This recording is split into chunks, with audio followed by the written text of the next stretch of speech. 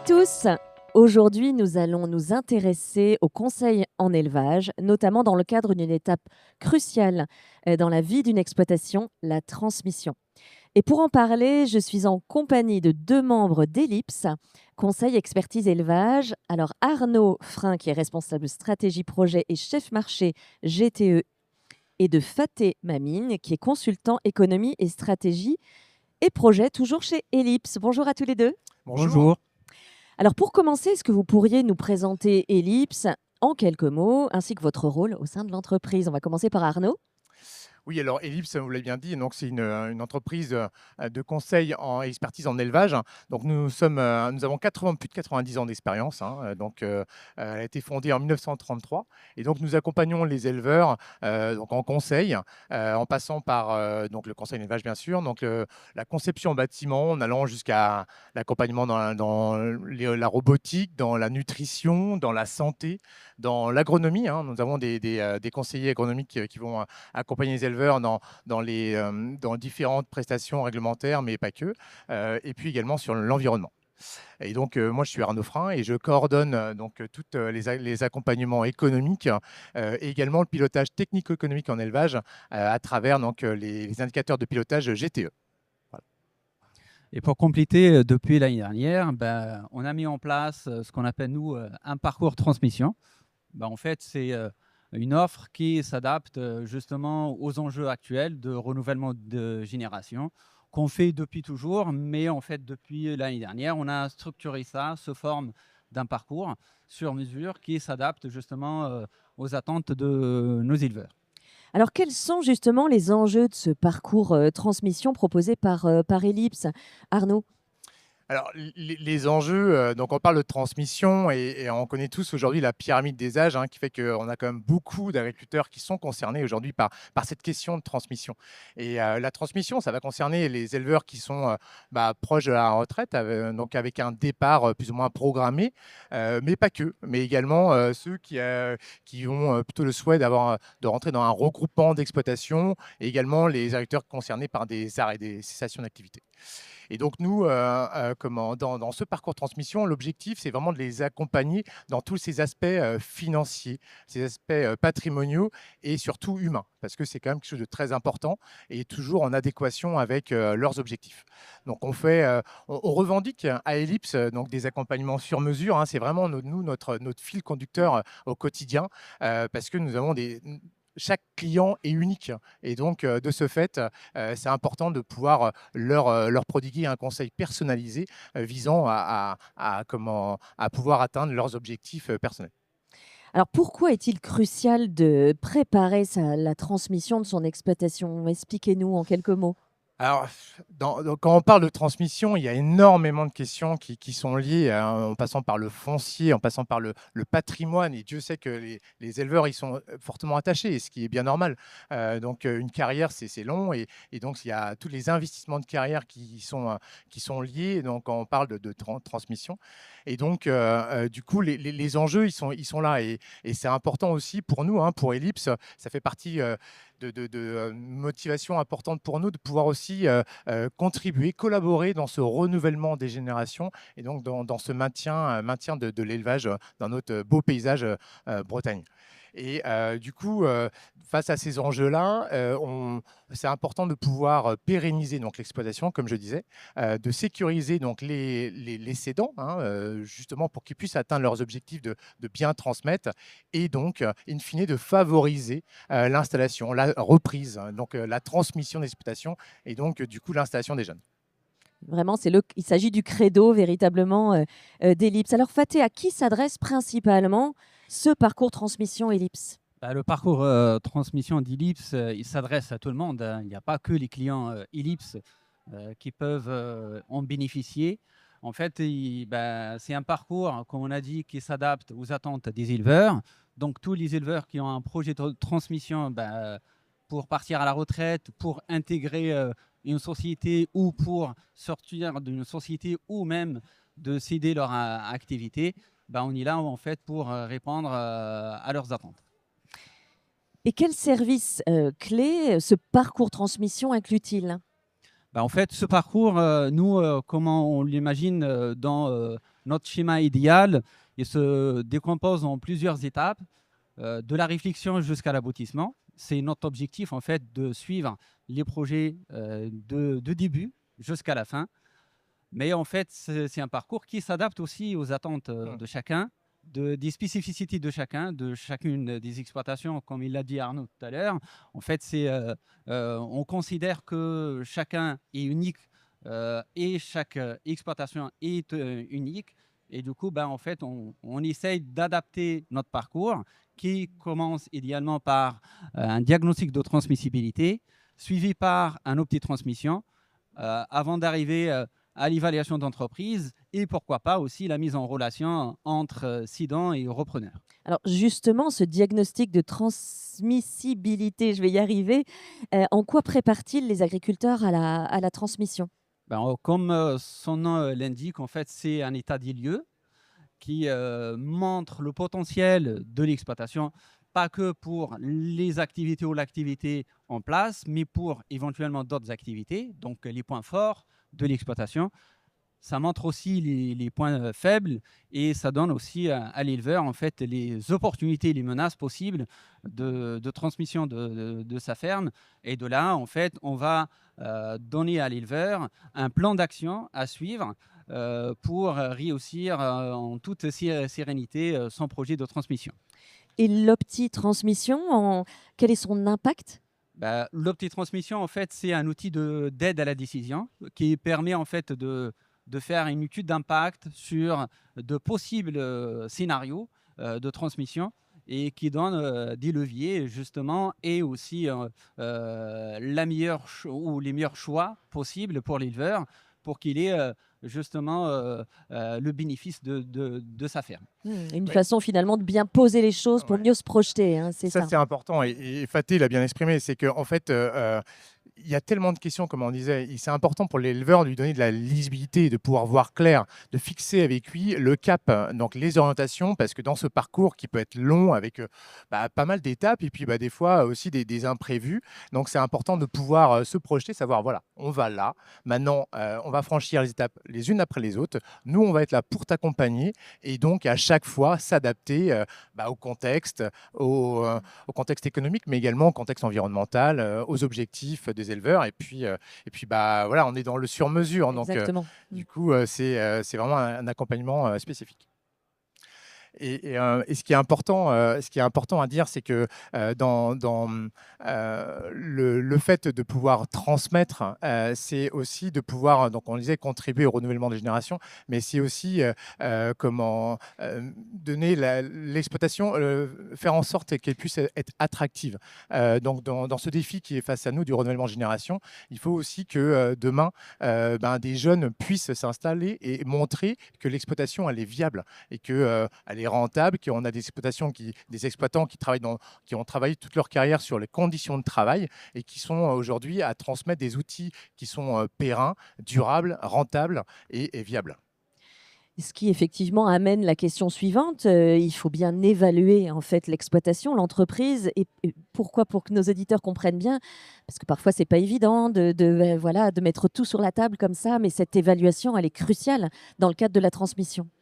Oui, en fait, l'évaluation a de l'importance tout d'abord, comme vous venez de le dire, pour en fait fixer une valeur, donner une valeur à la ferme, qui serait demain à la base de la négociation entre le cédant et le repreneur, c'est sûr, via plusieurs volets en fait d'évaluation. C'est ce qu'on propose, des évaluations patrimoniales, économiques et financières. Mais il n'y a pas que. En fait, l'évaluation sert aussi pour le volet fiscal. Donc, ça sert comme une base de calcul de la plus-value. Donc, se préparer en fait fiscalement sur l'avenir de l'éleveur et du repreneur.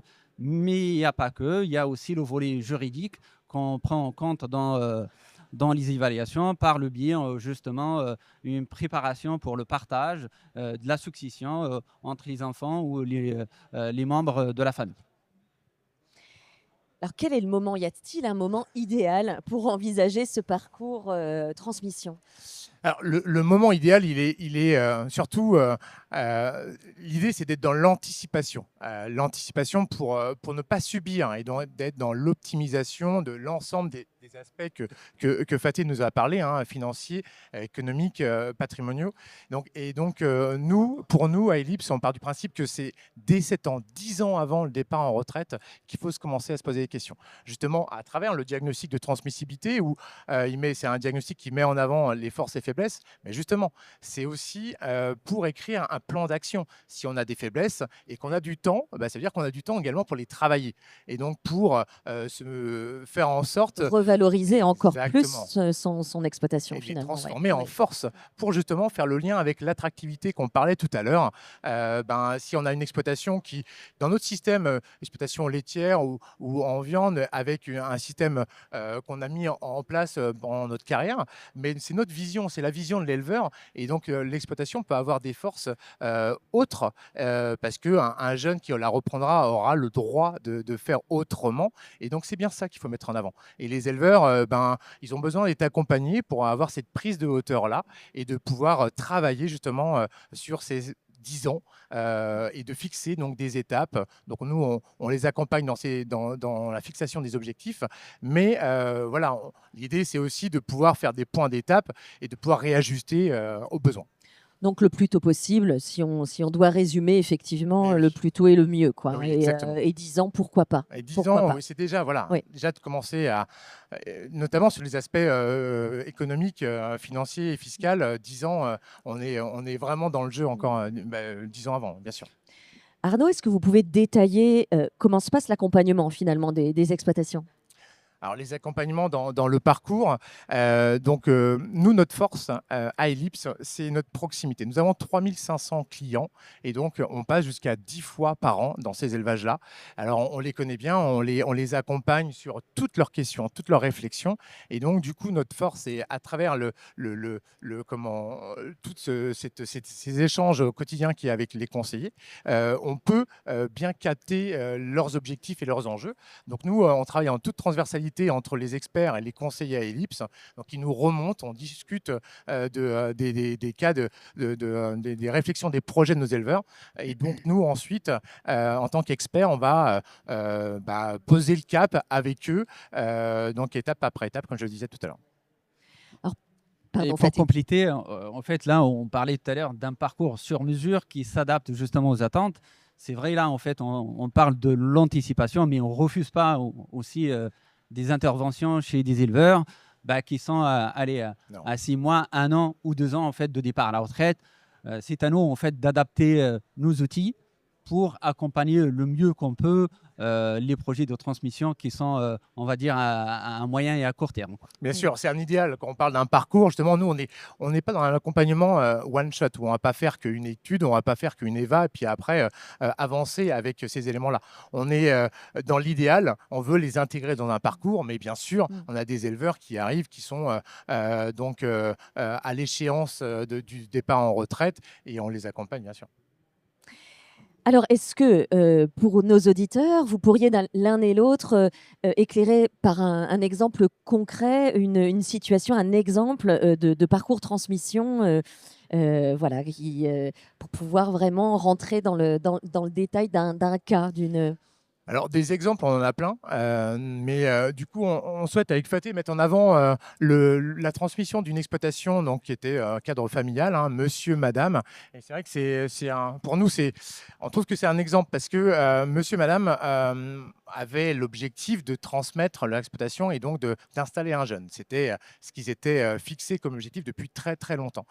Mais avançant dans le parcours, le calendrier faisant, avec des écarts d'âge, des départs à la retraite décalés, faisait qu'ils dirigeaient, plus on arrivait vers l'échéance, plus ils dirigeaient vers un arrêt du lait de l'atelier, la production principale, en transférant donc l'ensemble des biens, donc des actifs sur Madame, qui aurait été l'exploitante principale, et donc finir la carrière avec des cultures de vente, voilà. Mais du coup, ils s'écartaient de plus en plus de leur objectif d'installer un jeune, et ça les embêtait fortement. Donc, on les a accompagnés, on a remis en avant, donc, par l'ordre de priorité, donc leur objectif qui était bien de transmettre. On a travaillé ça avec eux, et de fil en aiguille, ils ont pu intégrer, dans un premier temps, un jeune qui est rentré plus, on va dire, comme salarié dans un premier temps, et puis, de fil en aiguille, est rentré au capital de l'exploitation, et s'est associé dans l'exploitation, et puis il y aura l'installation, hein, tu vas pouvoir nous en dire plus, Faté, l'installation donc à venir d'une deuxième personne dans cette structure. En fait, l'objectif qu'on s'est fixé, nous, avec les SIDAN, c'est pérenniser l'exploitation, parce qu'il y avait du potentiel. Quand on leur a fait en fait, le diagnostic de transmissibilité, on trouvait dommage d'arrêter en fait, l'activité d'élevage, parce qu'il y avait du potentiel. Et du coup, on les a accompagnés dans leur réflexion et dans la mise en place de leur stratégie de trouver on va dire un repreneur qui est maintenant associé dans la ferme, et justement mettre en place une transmission, on va dire, progressive. À la sortie justement de monsieur, il y a eu l'installation du jeune, et à la sortie de madame, il y aura l'installation en fait, de la mari du jeune qui est installé. Donc, on a fait en sorte de pérenniser l'exploitation, répondre aux attentes des SIDAN, mais aussi préparer le terrain pour le jeune et une future jeune installée. Et juste pour bien comprendre, ce cas de monsieur, madame, donc, sur combien de temps l'accompagnement s'est-il fait avec Ellipse ? En fait, le parcours, nous, comme on a dit, il s'adapte aux échéances de chacun. Mais en fait, ce parcours, là, en fait, on l'a commencé l'année dernière. Donc, ça a duré, on va dire, maintenant 1 an et quelques mois. Et ça va durer dans le temps, parce qu'en fait, on ne va pas arrêter l'accompagnement. On ne s'arrête pas à l'installation du jeune. Mais il y aura, bien sûr, la sortie de madame. Il y a le suivi après, voilà. Oui, bien sûr. Et il y aura une deuxième installation de la mari du jeune. Donc, il y aura du suivi sur le long terme. C'est ça. Quand on parle de transmission, il faut bien aussi avoir en tête que transmission égale, on peut faire le lien avec la transition, les transitions de la pérennité de l'exploitation. Et donc, du coup, voilà, il y a une suite. Donc, il y aura également l'accompagnement auprès des jeunes dans son installation, mais également dans les premières étapes, hein, dans tous leurs projets de carrière. Et c'est ça qui est important pour nous à Ellipse, hein, d'être intégré, de collaborer, d'être contributeur de cette transition et de cette renouvellement de génération, et puis dans le maintien de l'élevage. Ça, c'est quelque chose qui nous anime également. Donc, avant de rendre l'antenne, peut-être 2 mots sur la façon de s'y prendre, à qui s'adresser. Est-ce que l'éleveur qui souhaiterait avoir un diagnostic avant transmission demande, voilà, je voudrais travailler avec Arnaud et Faté, comment ça se passe ? C'est exactement ça. Donc, voilà, c'est Arnaud et Faté. Vous vous connectez sur Ellipse, sur le site d'Ellipse, ou vous appelez au standard Ellipse, vous demandez Arnaud et Faté, et on sera un plaisir de pouvoir vous accompagner. Vous pouvez également en parler à vos conseillers, hein, vos conseillers d'élevage qui font un travail d'accompagnement qui est vraiment très spécifique et adapté. Et donc, du coup, n'hésitez pas à leur en parler. Ils sauront être à l'écoute également. Nous serons également, on vous donne rendez-vous donc à la quinzaine de la transmission, donc parce que nous faisons partie du réseau Transmission Bretagne, transmission en agriculture. Et donc, nous serons à la quinzaine de la transmission fin novembre. Donc, rendez-vous le 19 novembre à l'Ermitage, et donc nous serons également dans les Côtes d'Armor et en Morbihan. Voilà. Eh bien, rendez-vous est pris, chers auditeurs. Merci beaucoup à tous les deux. Merci pour votre invitation et votre accueil. Merci.